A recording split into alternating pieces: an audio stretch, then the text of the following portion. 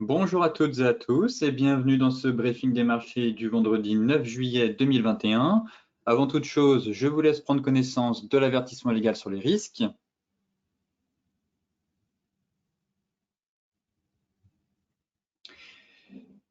Et donc, pour terminer la semaine, direction les marchés qui reprennent de la hauteur après avoir un peu dégringolé hier.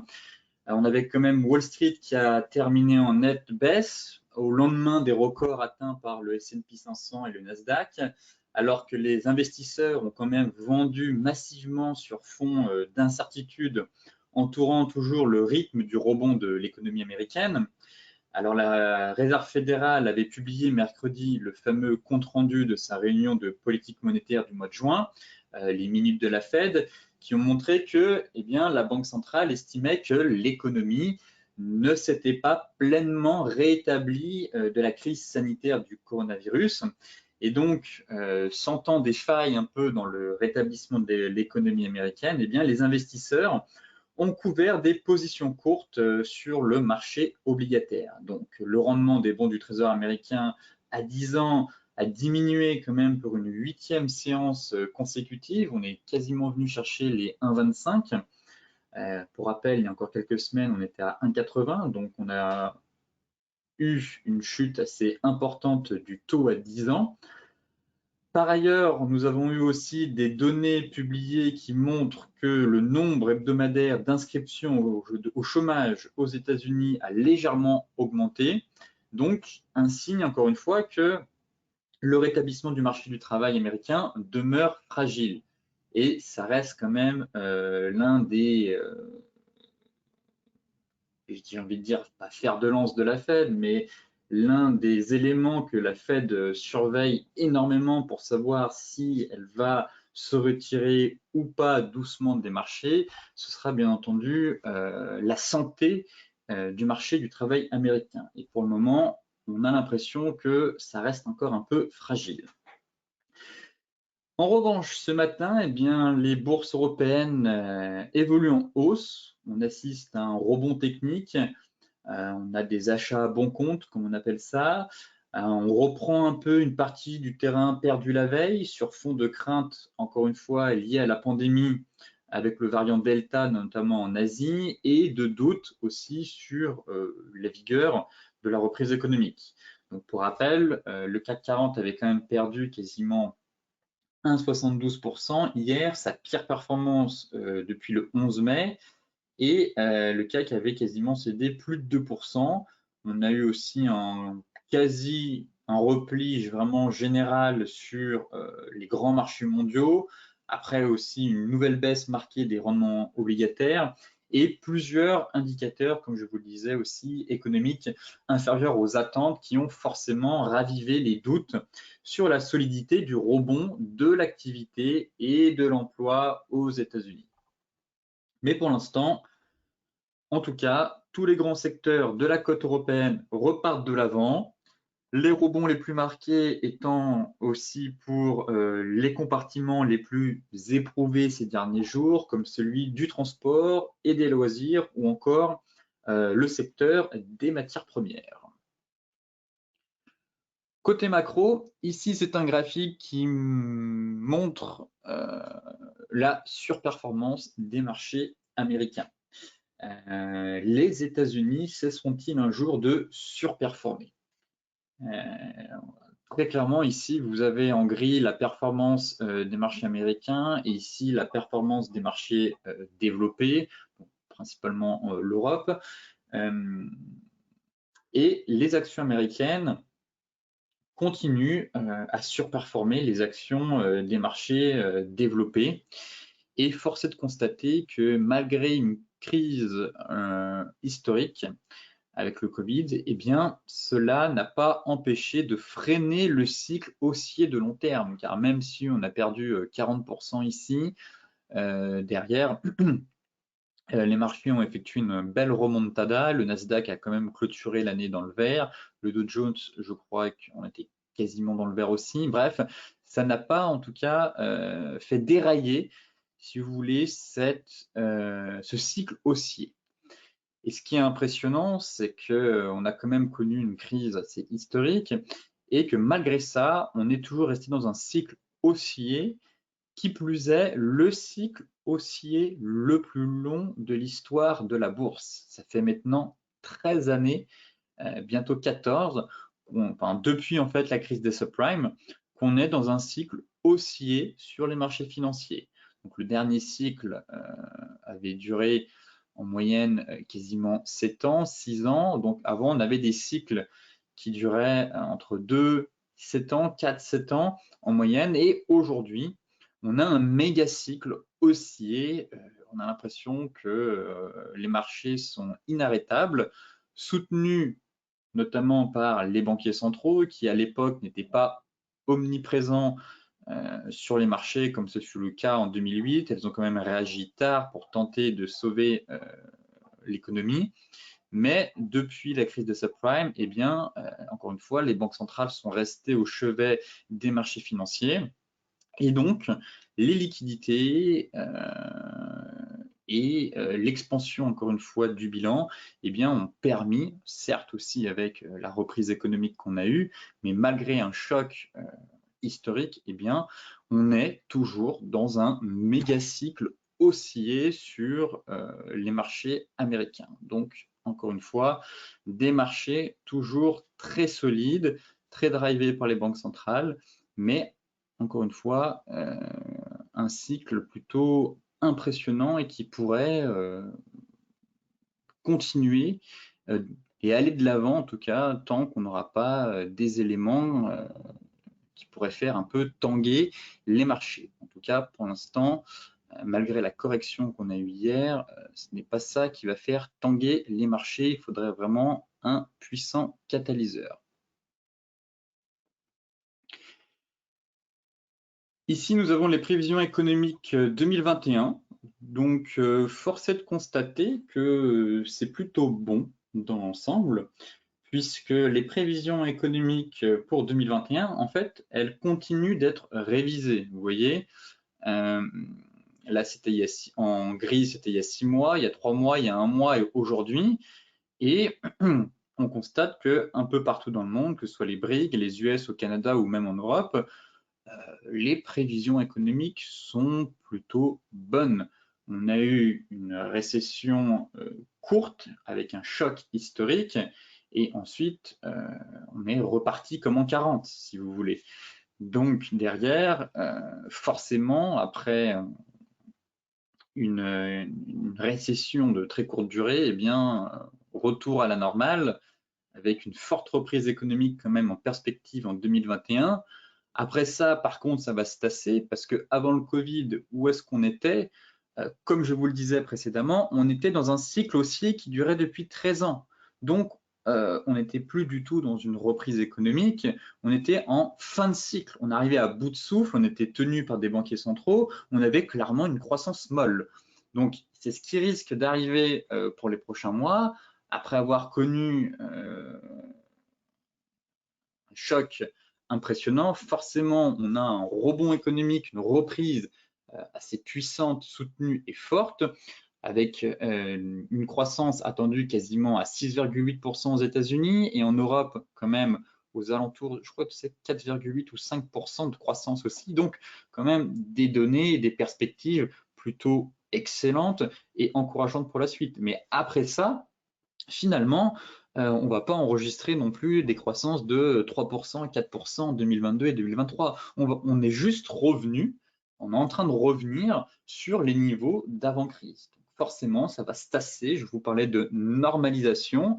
Et étant donné qu'on est sur un fin de cycle, on est sur un cycle haussier qui dure depuis maintenant 13 ans, donc on arrive un peu au bout du cycle, donc forcément, on va avoir une croissance molle, des indicateurs économiques qui vont commencer à se tasser, à revenir à la normale, que ce soit les PMI en Chine, comme on a pu le voir, ou aux États-Unis.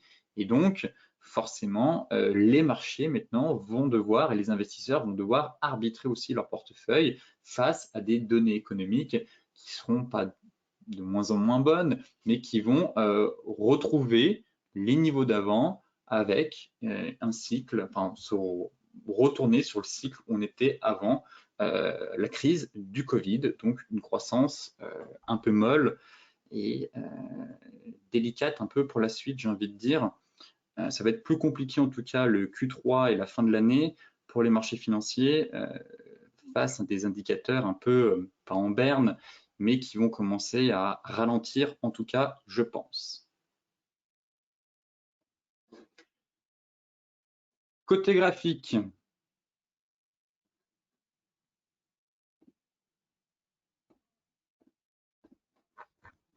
le CAC 40 a finalement bien tenu sa zone. La fameuse zone évoquée hier des 6400, 6380 points. On a quand même fait un bel excès sur mèche. Mais c'est la clôture qui compte. Et en clôture, une fois de plus, des marchés assez solides finalement. On a même sauvé le bas du canal. Donc, plus de peur que de mal. On avait enfoncé la MM50, finalement on est au-dessus. Là, ce qui va m'intéresser maintenant, c'est de savoir si on arrive à franchir cette kit jaune et derrière le haut du canal.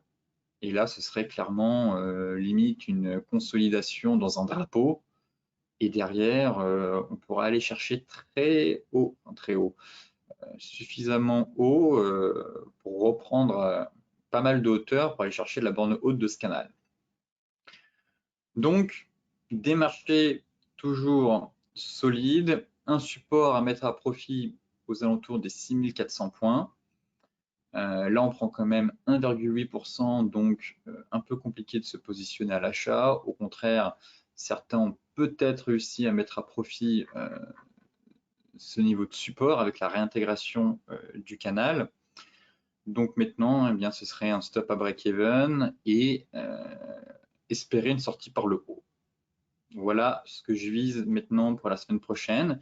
Si effectivement les marchés se sont juste fait une grosse frayeur, eh bien j'ai envie de dire buy the dip et nouvelle jambe de hausse à prévoir derrière.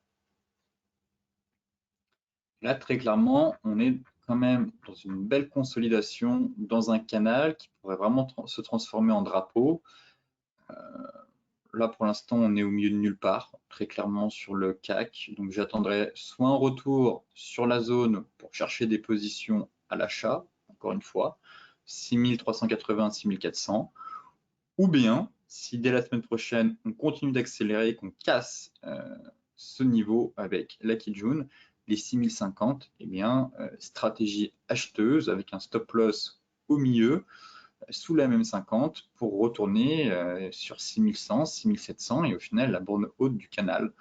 Car là, voilà, on pourrait avoir, après avoir eu une correction en tout cas de quasiment 5%, ouais, à peu près, bon, une nouvelle jambe de hausse ne serait pas à exclure en tout cas face à des marchés qui restent quand même très solides. Et n'oublions pas que vous avez aussi les résultats des entreprises à partir de la semaine prochaine. Donc, on est censé avoir des résultats pas stratosphériques, mais presque.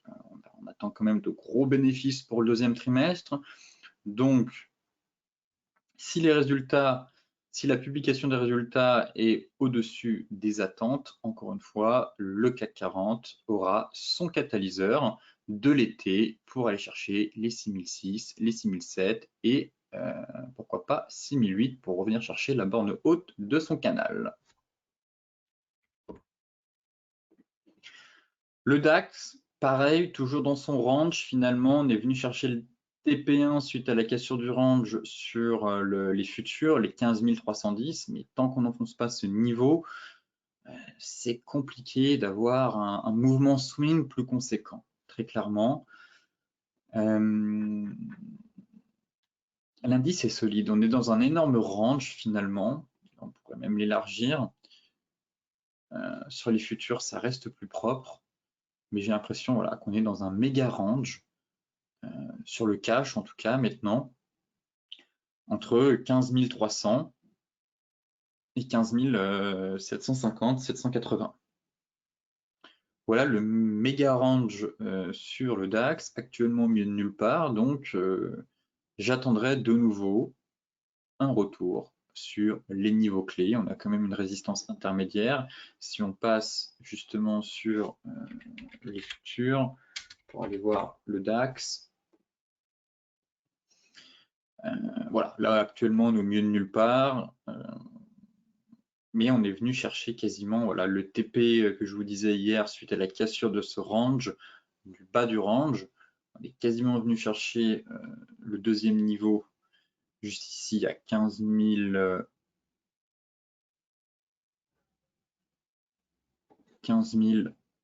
285. Mais pour l'instant, on est toujours en fait dans un méga range. Donc des achats sur la bande basse.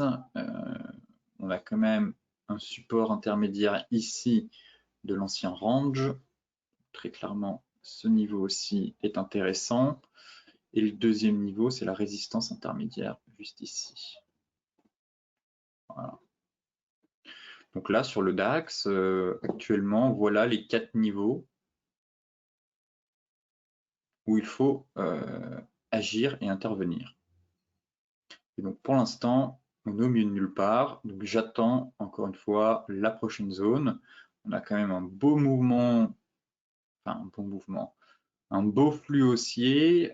Ici, on a quand même eu un avalement donné 4 heures. Donc, pour l'instant, les acheteurs gardent la main, c'est haussier, on est en plein rebond.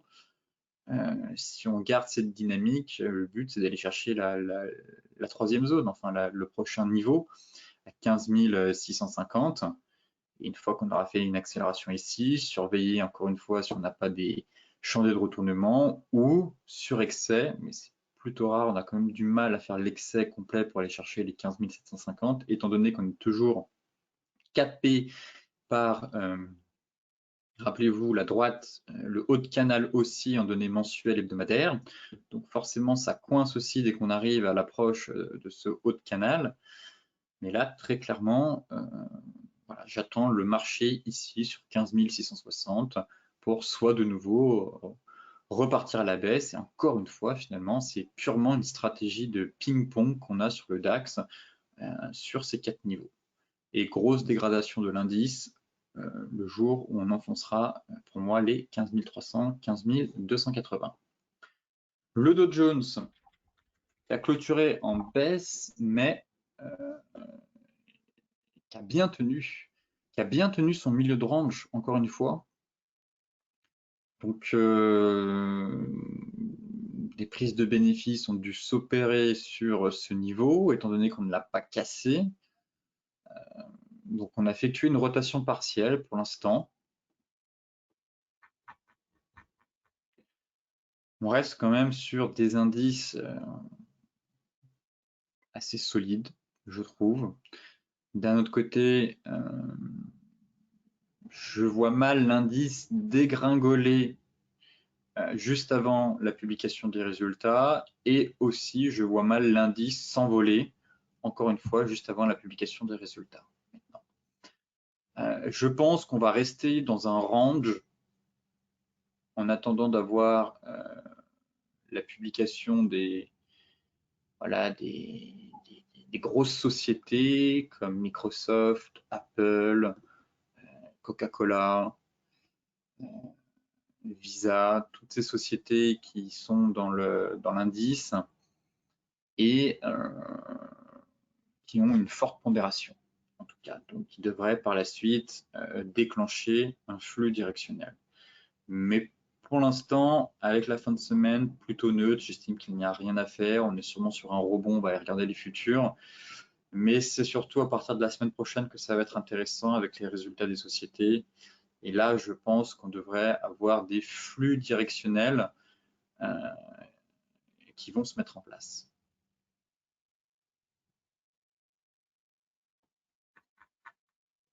Mais en données 4 heures, bon,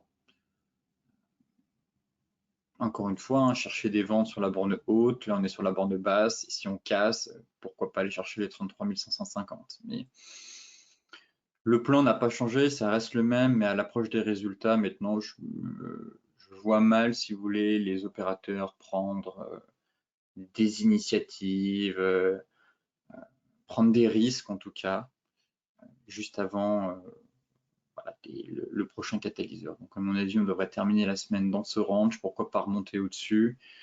Et la publication du Q2 à partir de la semaine prochaine devrait, à mon avis, donner le tempo pour la suite. Si on regarde sur les futurs, ouais, on a un beau range 4 heures, très clairement. Pour moi, on est en train de faire un beau range 4 heures sur le milieu de range, ici. Voilà, tant que ça tient. Un peu comme sur le DAX, il faut intervenir sur ces niveaux, prendre ses bénéfices sur ces niveaux clés et laisser faire le marché tant qu'on n'est pas sur ces niveaux clés. En fait, c'est très simple. C'est haut de range, milieu de range, pas de range. En tout cas, en intraday ou en scalping, bien sûr, vous pouvez intervenir sur d'autres niveaux, mais là, pour avoir des petits mouvements un peu plus longs en intraday, voire swing, on a quand même, depuis maintenant quasiment 2 mois, une belle réaction sur ces niveaux, je trouve. Donc, pareil, il ne faut pas se prendre la tête plus que ça sur le Dow Jones et attendre en fait les niveaux clés, surveiller des changements de retournement en daily, en 4 heures, et soit se positionner à la vente ou à l'achat et toujours opérer en mode ping-pong. Car finalement, depuis maintenant fin mars, on est dans un méga range. Voilà. On est à court d'idées, j'ai l'impression, sur le Dow Jones, on se stabilise, on a quand même eu une hausse assez excessive. On n'a plus trop de catalyseurs, on a un peu des indicateurs qui commencent à flancher en quelque sorte. Donc, grosse phase de stabilisation dans l'attente du prochain catalyseur, qui sera les résultats des entreprises ou, que sais-je, peut-être la prochaine annonce de la Banque centrale américaine. L'euro-dollar. L'euro-dollar, c'est assez propre ce qu'il est en train de faire. Enfin, je l'attendais toujours un peu plus bas, mais il m'a quand même validé une divergence haussière. Alors, elle est très légère, mais on a quand même une divergence. Si je relis les 2 points, on voit quand même que voilà, ce creux-là est sur l'indicateur est plus haut que le premier creux. Donc, on a bien une divergence avec un avalement haussier. Elle a été validée, elle est en train d'être validée. Donc je suis assez tiraillé sur l'euro-dollar. Est-ce qu'il faut passer maintenant à l'achat ou est-ce que c'est trop tôt et quand finalement ça va retomber? Dans le doute, j'attendrai quand même la cassure de ce niveau.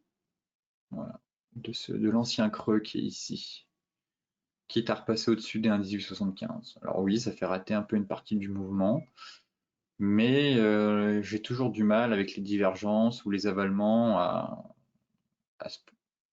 rentrer sur le marché avec une résistance au-dessus de la tête. Les 3/4 du temps, ça a tendance à dysfonctionner et j'aurais préféré qu'on forme cette divergence sur le support. Donc là, avec un bel avalement haussier, aucun souci pour rentrer sur le marché. On est sur un support, on a un chantier de retournement. Là, ce qui me dérange, c'est qu'on a un chantier de retournement et une divergence sous résistance. Donc c'est un peu compliqué, toujours, d'où l'intérêt d'attendre au moins la cassure de la Tenkan et des 1,1875 pour aller chercher derrière 1,1953. Mais sinon, en données 4 heures, on reste quand même toujours dans un marché baissier. On est toujours sur des plus hauts et des plus bas de plus en plus bas. Donc voilà pourquoi j'attends la cassure de ce niveau pour que le marché repasse en fait au-dessus du précédent creux, très clairement. Et voir si on arrive vraiment à reconquérir cette résistance, repasser au-dessus de l'AMM 50, la Kijun, sortir un peu par le nuage, au-dessus du moins percer ce nuage une bonne fois pour toutes et offrir une reprise haussière pour aller chercher les 1,1953. Donc voilà le plan à surveiller actuellement sur l'euro-dollar, c'est la cassure de ce niveau pour se repositionner à l'achat. Et si on échoue, on ne parvient pas à franchir cette petite zone de prix,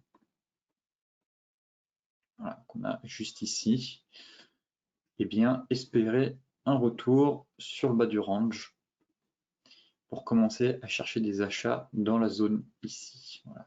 C'est véritablement cette zone-là qui m'intéresse à l'achat. Mais si l'euro décide de ne pas aller chercher mon niveau, eh bien peut-être qu'il faudra se repositionner à l'achat sur des niveaux un peu plus hauts. Mais si on est en train d'amorcer une reprise haussière, eh bien il faudra se repositionner à l'achat en tout cas sur cette paire à partir des 1,1875. Le NZD-USD, j'aime bien ce que fait cette paire aussi. On est dans un range. Je vais baisser ça. Je vais mettre en une semaine. C'est assez propre. Un peu comme sur l'AUD-USD, mais seulement que ici ça a tenu. Toujours cette moyenne mobile 50 en soutien. Cette belle zone de polarité. C'était le plan un peu que je vous parlais la semaine dernière, dont je vous parlais la semaine dernière, pour essayer de mettre à profit cette zone de polarité à l'achat. Et finalement, ça tient en tout cas, on est dans un beau range. On est dans un beau range ici en données journalières, en 4 heures pareil. Et là, j'aime bien la bougie flux qu'on est en train de faire. Donc après avoir fait quelques doji, finalement en H1, si on zoome un peu, on a validé une belle divergence. Peut-être que certains d'entre vous l'ont vu. Hop, elle est pile poil, elle est un peu limite, mais ça passe. Mais juste ici, on avait quand même voilà, une belle divergence sur la borne basse du range. Ici, on avait l'avalement horaire, donc logiquement une entrée ici avec un stop loss sous les plus bas. Et maintenant, on espère aller chercher les 0,70, le milieu de range, qui pour moi se situe très clairement ici. Donc, un TP1 à réaliser autour de voilà, 0,70, 0,7015 et TP2 quasiment 0,71. Voilà pour l'instant sur le NZD USD. Phase de trading range, des signaux haussiers sur la borne basse. Donc plutôt à l'achat sur cette paire et même 50 hebdo qui continue de soutenir les prix, plus zone de polarité. Donc très clairement pour l'instant, les acheteurs tentent de reprendre la main pour aller chercher, comme je vous le disais, milieu de range, puis une borne haute du range. On verra ensuite la semaine prochaine si on arrive sur la borne haute, si on n'a pas un joli signal pour de nouveau entamer une phase de ping-pong entre les deux bornes. L'euro CHF. L'euro CHF me plaît aussi car on est toujours dans cette zone finalement et pour moi j'ai l'impression qu'il y a un rebond technique à jouer. Donc je vous en parlais aussi hier de cette paire en vous disant qu'on était quand même dans une grosse zone mensuelle quasiment, un gros support mensuel, voire même hebdomadaire. Et là pour moi on a très clairement une magnifique zone. Toute l'accumulation des mèches qu'on a ici, le creux, tac, tac, tac, ça a calé et boum, pile poil dessus, c'est une zone mensuelle, très clairement, hebdomadaire, mais surtout mensuelle. Donc, un niveau à travailler à l'achat. Après une belle bougie flux baissière, on est tombé dans la zone. Et pour moi, ça se tente avec un stop loss juste en dessous pour aller chercher 1,0870 et ensuite espérer reprendre de la hauteur. Donc là, encore une fois, j'ai ajusté mon canal ici en reprenant ce point bas là.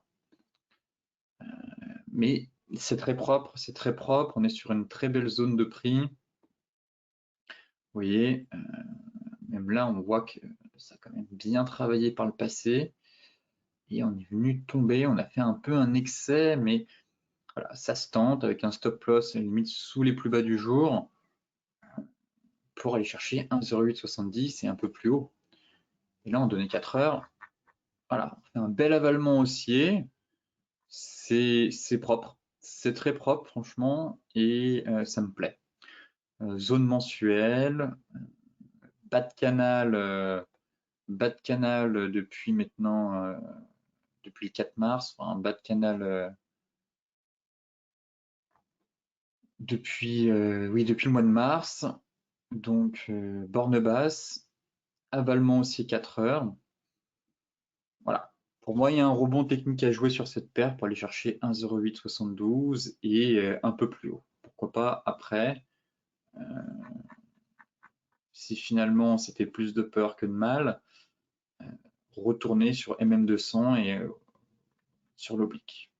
Mais j'aime beaucoup actuellement la configuration en données mensuelles, hebdomadaires, daily et le signal haussier qu'on est en train de donner en données 4 heures. Le gold. Le gold, malgré la baisse des taux, finalement le gold n'a pas su profiter tant que ça de la baisse des rendements obligataires. Par contre, c'est ma clôture hebdomadaire qui va m'intéresser maintenant. Alors bien dommage qu'on n'ait pas eu une clôture, enfin, la journée n'est pas terminée, mais ça manque de conviction, je trouve, dans cette bougie. On est encore à la frontière, quoi. On est sous les 1800, et j'aime bien avoir des cassures avec des bougies flux, comme c'est le cas ici. Bon, là, c'était un peu limite, mais là, au moins, on a une bougie flux. Bref, qu'on casse des niveaux clés avec des bougies flux et pas avec des bougies un peu qui manquent de corps, qui manquent de conviction, qui manquent de force acheteuse, tout simplement. Mais bon, pour l'instant, on verra. Ça tient toujours.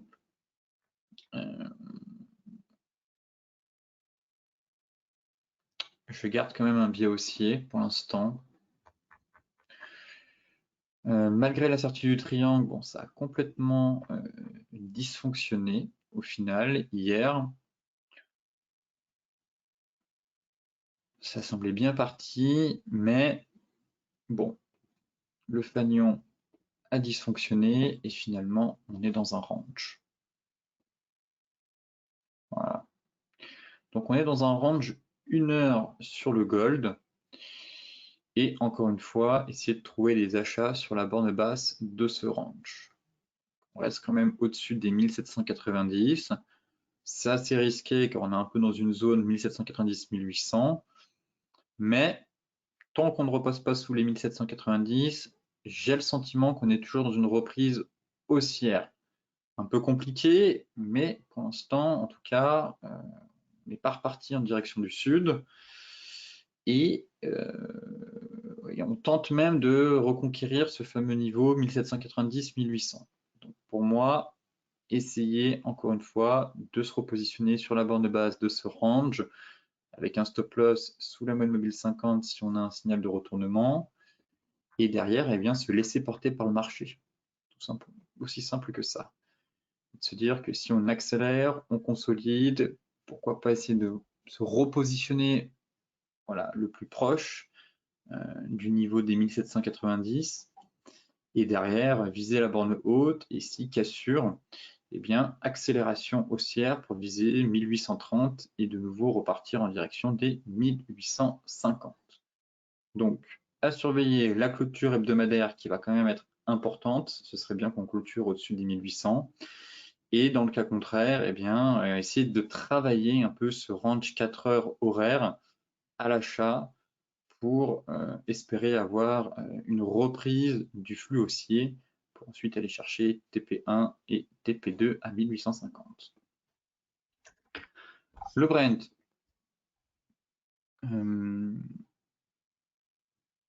beau rebond sur le Brent.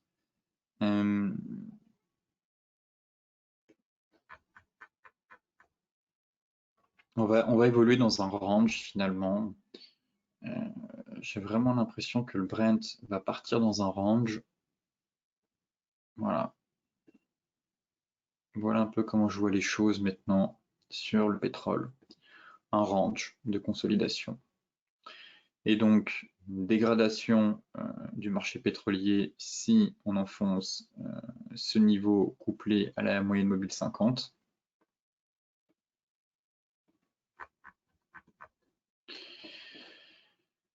Très clairement, là on validerait la divergence hebdomadaire qui est juste ici. Donc si on enfonce les précédents plus bas, on valide la divergence et je viserai un retour sur les 70 puis les 65. Et à l'inverse, si on explose à la hausse notre oblique et les anciens plus hauts, eh bien accélération haussière pour viser 82, 80, 82. Voilà, on est un peu dans un canal haussier, donc si on break ici, encore une fois, on pourrait aller chercher 84. En tout cas, pour l'instant, bon, j'ai quand même du mal avec le scénario haussier. Tout simplement car on est quand même sur des niveaux de prix assez importants. Le plus gros de la hausse a été effectué ici depuis fin mai. On a quand même une grosse oblique qui passe, qui vient coiffer les prix depuis maintenant plus de 10 ans. Et ici, on a quand même eu aussi un chandelier de retournement en avalement baissier. Donc, je me montre plus prudent sur le scénario haussier, mais je n'exclus pas, en revanche, je verrais bien un scénario de range, encore une fois. Donc là,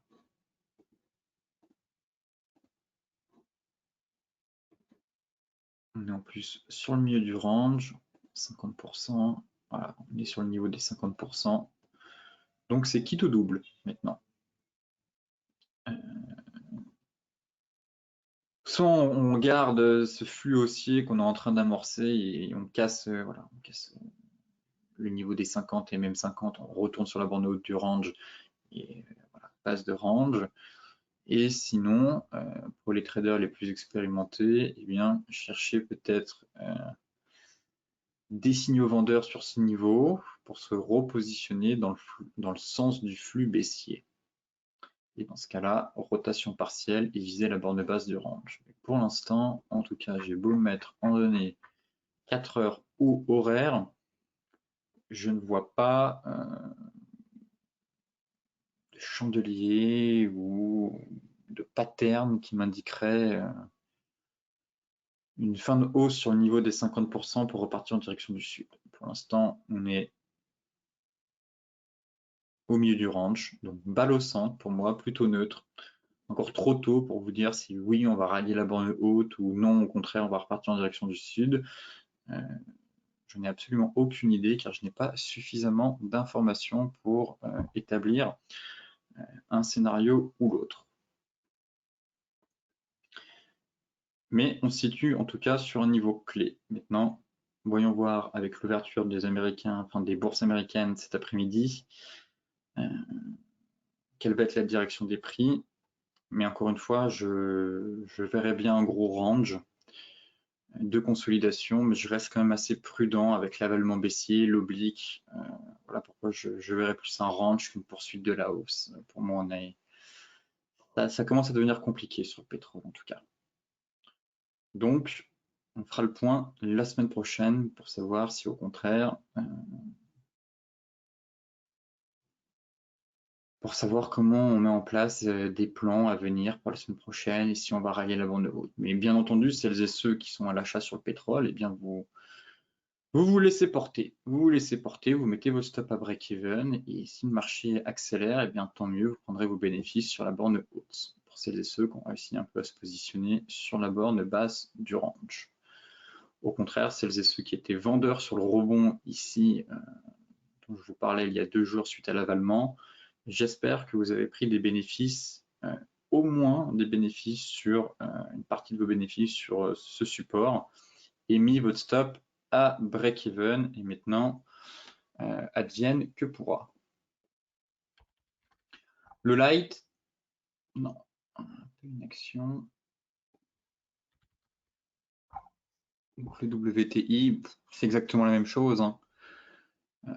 C'est du copier-coller, la stratégie reste la même, donc je ne vais pas revenir dessus. On est aussi sur le niveau des 50%. Voilà. On est venu chercher la zone de support. Derrière, au-dessus de la tête, c'est la zone mensuelle. Voilà pourquoi j'ai le sentiment que pour moi, le potentiel aussi est limité avec une telle zone mensuelle au-dessus de la tête. Et finalement, notre range, il est comme cela. Voilà. Donc range, actuellement au milieu du range, rien à faire. Certes, changer de retournement. Donc maintenant, soit on effectue une rotation complète, où on essaiera de nouveau de prendre des ventes dans cette zone, soit c'est validé par l'avalement baissier, c'est juste un rebond technique, on repart en direction du sud, et si on casse, on valide encore une fois la divergence hebdomadaire, et là on ira bien plus bas en direction des 68,50 puis des 64.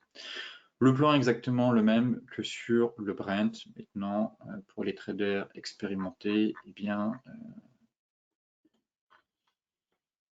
ils affineront en tout cas leur analyse sur des données plus courtes pour savoir si oui ou non on va accélérer à la hausse ou au contraire redescendre sur les niveaux de support. Mais là, actuellement, à court terme, les acheteurs gardent la main et je ne vois pas de chandelier ou d'éléments m'indiquant un retournement de marché.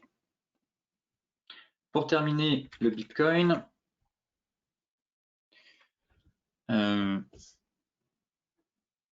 le Bitcoin plie mais ne rompt pas, j'ai envie de dire, tout simplement car il se passe absolument rien. On cède du terrain, certes, mais les niveaux de support clés sont préservés encore une fois. Donc, en données 4 heures, on est sorti par le bas de ce fameux triangle. Laissons la correction se faire pour intervenir encore une fois sur les niveaux clés. Donc, le bas du range ou la MM200 qui se situe à 31 450. Mais en tout cas, pour l'instant,